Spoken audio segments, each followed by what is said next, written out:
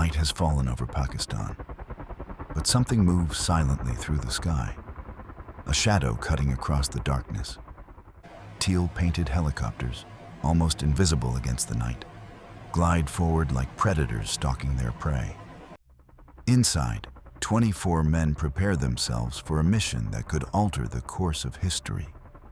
Elite fighters, Navy SEALs, each of them seasoned in wars most soldiers only read about, each of them carrying the weight of the mission, the burden of global stakes. Their destination, Abbottabad, a quiet city, unremarkable from the outside. But tonight, it is the stage of one of the most daring raids ever conceived. According to US intelligence, a ghost hides here, the most wanted man on Earth, Osama Bin Laden. After the 2001 Twin Towers attack, all eyes of suspicion pointed straight at him. But it wasn't just that one strike. The 1998 bombings of the US embassies in Africa, the 2000 attack on the USS Cole, and countless other acts of terror all bore his shadow. How many lives had his reign of terror changed forever? Today, we will uncover how the world's most dangerous man's power came to an end, and how Operation Neptune Spear brought him down once and for all, while exposing the hidden secrets of his deadly network. The operation is so secret that even Pakistan's own government remains unaware. Only a select few in Washington hold the full picture.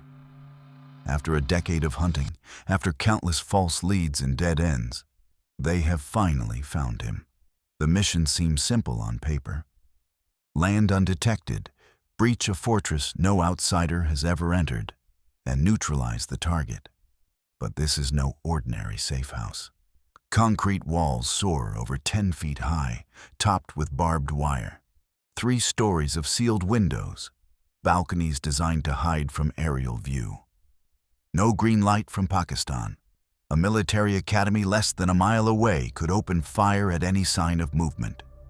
Helicopters glide low, almost kissing the terrain, avoiding radar and enemy eyes.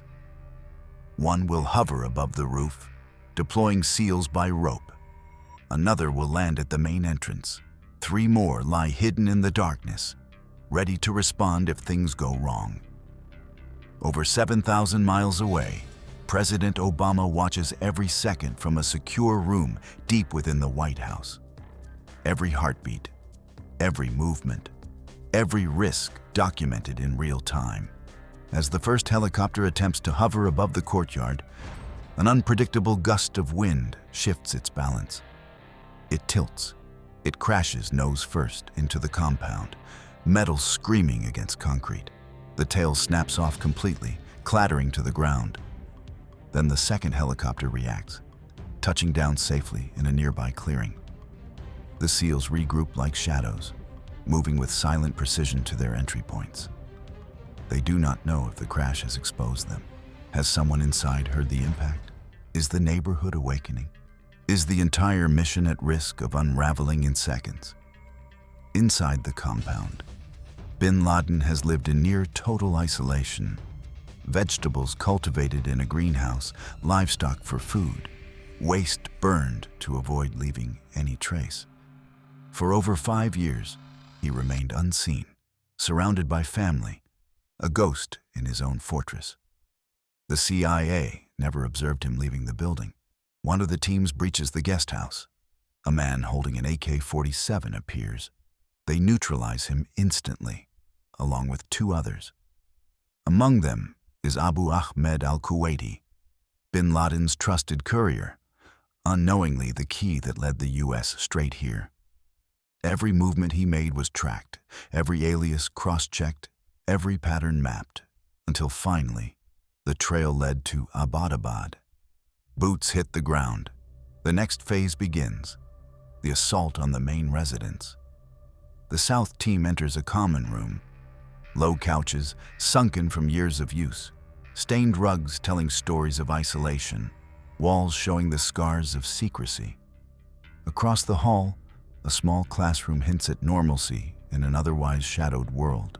a place where children learned Arabic, unaware of the life their father led. A man appears in the hallway.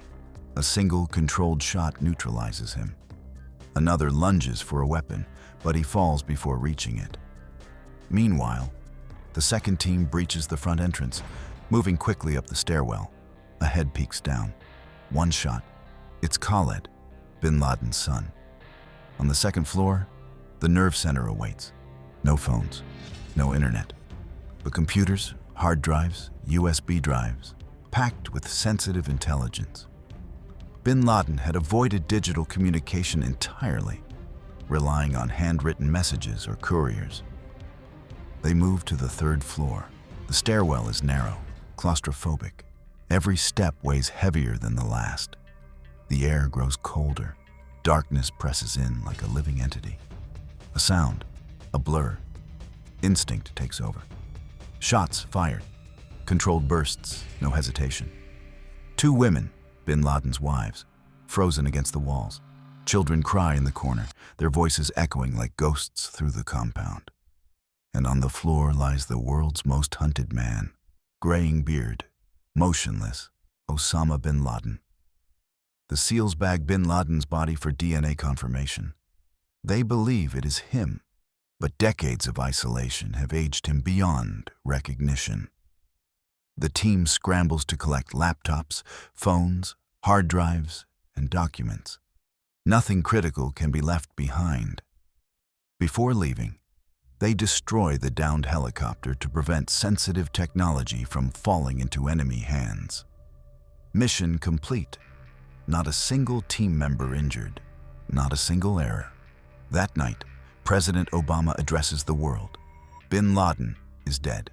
Tonight, I can report to the American people and to the world that the United States has conducted an operation that killed Osama Bin Laden.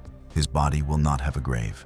To prevent it from becoming a shrine, it is buried at sea, wrapped in white, sealed in a weighted bag, disappearing into the ocean, leaving no monument, no rallying point. Nearly 100,000 documents are recovered, alongside surreal finds like video games.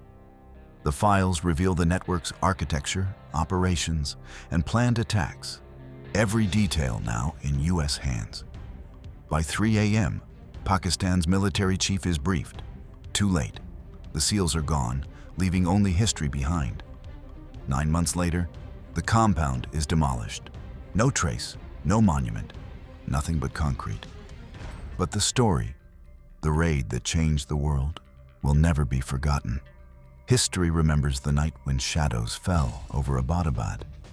A decade-long hunt ended in silence, precision, and ultimate justice.